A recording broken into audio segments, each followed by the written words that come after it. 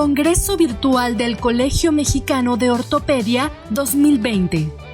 El doctor Efraín Díaz Borjón es cirujano ortopedista, egresado del Hospital de Traumatología y Ortopedia Lomas Verdes del IMSS, con posgrado en cirugía articular reconstructiva en el extranjero. Actualmente labora en el Instituto Nacional de Ciencias Médicas y Nutrición Salvador Subirán como cirujano articular de cadera y rodilla. Es jefe del Departamento de Ortopedia del Hospital Ángeles Lomas y es titular del curso de alta especialidad en cirugía reconstructiva de cadera y rodilla de la UNAM. El doctor Díaz Borjón hablará sobre PTR, artritis reumatoide.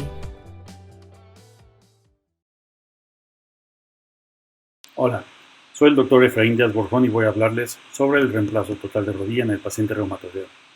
3 son las consideraciones más importantes. La primera de ellas es todos aquellos aspectos preoperatorios. El paciente reumatoideo requiere un apoyo multidisciplinario, no únicamente de un reumatólogo y un ortopedista experimentado con pacientes reumatoideos, sino además de un equipo de anestesiología que esté habituado al manejo de una vía aérea difícil, y la gran mayoría de los pacientes requieren de una valoración por el neurocirujano, así como otras especialidades. El paciente con artritis reumatoidea suele tener una subluxación atlantoaxial, lo que se requiere de cuidados especiales en el transoperatorio, y algunos de ellos, como el espondilítico anquilosante, tienen una fusión cervical extensa como la que se muestra aquí, y eso significa también de un anestesiólogo que esté experimentado con intubación de vía aérea difícil y probablemente con el uso de un laringoscopio. Los pacientes reumatoideos suelen tener múltiples articulaciones afectadas y quisiéramos atender únicamente la rodilla o la cadera que requiere de nuestra intervención. Sin embargo, no olvidemos que son pacientes que requieren de intervenciones tal vez en los tobillos y pies para una adecuada deambulación, en los miembros superiores para el uso de muletas, andaderas y bastones, y como ya lo mencioné, de una adecuada valoración de la columna cervical. El paciente reumatoideo suele ser un paciente extremadamente joven, como lo demuestran estos 2 estudios, el primero de ellos por Ranawat, en el cual el 80% de los pacientes eran reumatoideos en aquellos que requirieron de un reemplazo total de rodilla en menores de 55 años. Odaluri en el estudio inferior, en el cual el 87% de los pacientes que requerían de un reemplazo total de rodilla menores de 45 años eran precisamente pacientes reumatoideos. En nuestro instituto, el 87% de los reemplazos total de rodilla en pacientes de menos de 55 años son precisamente reumatoideos, y si esta barra la empujamos más jóvenes, menores de 40 años, prácticamente todos ellos son pacientes reumáticos. Todos creemos que los medicamentos que el paciente reumatoide utiliza para el control de su enfermedad deben suspenderse, y esto dista mucho de ser cierto. 3 son los grupos de medicamentos que se requieren para el control de la enfermedad reumatoidea. Los antiinflamatorios convencionales deben suspenderse en el perioperatorio debido al efecto antiagregante plaquetario, con la única excepción de los inhibidores COX-2. Los glucocorticoides, a pesar de lo que la gran mayoría piensa, no deben suspenderse en el perioperatorio del paciente reumatoideo. Por el contrario, requieren una dosis de estrés para elevar precisamente los requerimientos durante el periodo quirúrgico. Solamente en aquellos pacientes que requieren una alta dosis debe diferirse la cirugía, pero no suspender el tratamiento.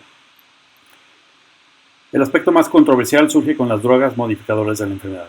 El metotrexate, la sulfasalacina y la hidroxicloroquina están demostradas que no deben suspenderse en el perioperatorio, pero todos aquellos medicamentos nuevos de origen biológico deben suspenderse.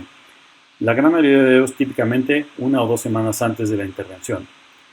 Todo cirujano que esté involucrado en la intervención de un paciente reumatoideo debe estar familiarizado con esta publicación reciente, en la cual se trata de resumir en esta tabla, en azul, los medicamentos que deben mantenerse durante el perioperatorio y solamente aquellos en rojo deberán suspenderse antes de la cirugía.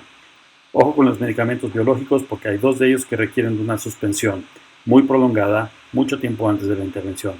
Específicamente el rituximab, que debe suspenderse 7 meses antes debido a su prolongada vida media. Número 2 son todas aquellas consideraciones transoperatorias y básicamente a la técnica quirúrgica. Es muy importante el cuidado extremo de la piel. El paciente reumatoide tiene una piel muy delgada y muy atrófica que no suele respetar la distancia de 7 centímetros entre una y otra incisión. Esta paciente demostró una necrosis cutánea extensa debido a esa necrosis cutánea que suelen tener. El paciente reumático tiene un arco de movimiento limitado y suelen tener contracturas. Esto básicamente está explicado por una limitación importante y a la dependencia de una silla de ruedas en forma prolongada. Dos son las contracturas más comunes. La contractura en flexión, como este chico de tan solo 25 años que requiere un reemplazo total de rodilla, en una rodilla precisamente casi anquilosada a 90 grados. El paciente no extiende desde hace muchos años. Esto requiere una extensa liberación de la cápsula posterior, como la ven aquí, incluso algunas veces la liberación de la inserción del gemelo. Solamente así se logra la extensión de la articulación y podrán ver que a las 3 semanas se ha logrado precisamente un arco de movimiento muy satisfactorio y el paciente no solamente tiene un arco de movimiento normal, con extensión completa y flexión completa, sino que nuevamente puede deambular sin asistencia y precisamente en bipedestación normal. Este es el estudio radiográfico a los 3 años, la cual demuestra preservación de precisamente el resultado. La segunda contractura, que es en extensión, es mucho más difícil, en mi opinión, de manejar. Esta es una paciente de 38 años con artritis reumatoidea y una anquilosis prácticamente en extensión completa. Pueden ver que la rodilla no flexiona prácticamente nada en forma bilateral. Esta paciente logra la extensión completa porque precisamente prácticamente está en extensión, pero la flexión es la que está muy limitada y la única forma de lograrla es precisamente con una liberación gradual del mecanismo extensor. Solemos hacerlo con una técnica de pie crusting como la que observan en esta imagen, en la cual se logra una liberación con una gradual elasticidad del mecanismo extensor. Suelen preguntarme si esto limita la rehabilitación. La respuesta es no. Pueden ver que no solamente se logran más de 90 grados de flexión, sino que además en forma inmediata después de la cirugía la paciente preserva la extensión normal de la extremidad. En el seguimiento postoperatorio pueden ver que el arco de movimiento es realmente muy favorable. La segunda técnica importante es según la deformidad angular y los grandes defectos óseos. Voy a mostrarles algunos casos clínicos. El primero de ellos es un valgo severo con inestabilidad mediolateral por incompetencia del colateral medial. Pueden ver que existe una importante inestabilidad mediolateral debido a una importante incompetencia del ligamento colateral medial. Cuando vemos las imágenes radiográficas, nos damos cuenta que la incompetencia es ligamentaria primaria que produce un defecto óseo secundario a esa inestabilidad ligamentaria. Esto requiere de manejo tanto del defecto óseo como de la incompetencia ligamentaria del colateral medial. Esto requiere de un aumento de la constricción y al aumentar la constricción requiero de vástagos que protejan precisamente esa constricción tanto en el fémur como en la tibia. Este es el resultado 3 años después y podrán ver que se ha restaurado la alineación del eje mecánico de la extremidad. El arco de movimiento es de extensión completa y flexión completa y la estabilidad es precisamente muy estable. El segundo caso es muy similar, un valgo muy importante por inestabilidad ligamentaria secundaria. Cuando veo las imágenes en AP, puedo ver que existe una incompetencia del colateral medial. Sin embargo, cuando observo las imágenes radiográficas me doy cuenta que el defecto óseo es primario y el defecto ligamentario es secundario, no por una incompetencia ligamentaria primaria. Esto requiere de un manejo adecuado del defecto óseo, pero no requiere de constricción y al no requerir de constricción no requiere de vástagos ni en el fémur ni en la tibia. El vástago en la tibia tiene como objetivo proteger la reconstrucción ósea del defecto tibial lateral. Ese es el resultado 4 años después. La alineación de la extremidad es muy satisfactoria, el arco de movimiento es completo y la estabilidad de la articulación también es muy favorable. El último ejemplo que voy a mostrarles es el de una inestabilidad mixta por gran defecto óseo y ligamentario. Estos son casos severos con gran incompetencia ligamentaria y grandes defectos óseos que requiere de manejo de ambos. El defecto óseo se maneja con suplementación metálica y la incompetencia ligamentaria e inestabilidad se maneja con constricción y al requerir de constricción requiero de vástagos tanto en el fémur como en la tibia. El resultado a 1 año demuestra una adecuada realineación de la extremidad, el arco de movimiento es completo, la flexión y la extensión son muy satisfactorias y la paciente tiene una marcha sin asistencia de andadera ni de muletas. El último aspecto es anticipar todas las complicaciones postoperatorias. La más importante de ellas es la infección, porque el paciente reumatoide tiene una más elevada tasa de infección. Este estudio por Bongas demuestra 4 veces más elevada la tasa de infección en cirugía primaria y 3 veces en cirugía de revisión.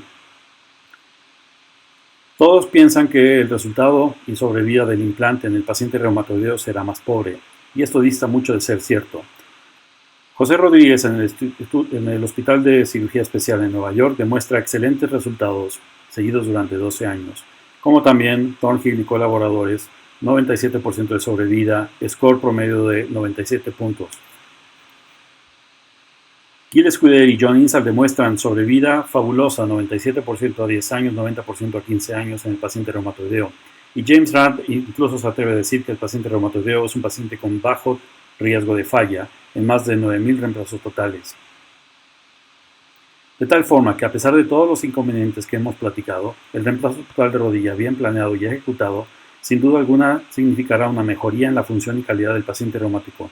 Sin embargo, no cansaré de enfatizar que esto requiere de un apoyo de un equipo multidisciplinario con experiencia en este tipo de pacientes de alta demanda. Muchas gracias a todos y espero que haya sido de su utilidad.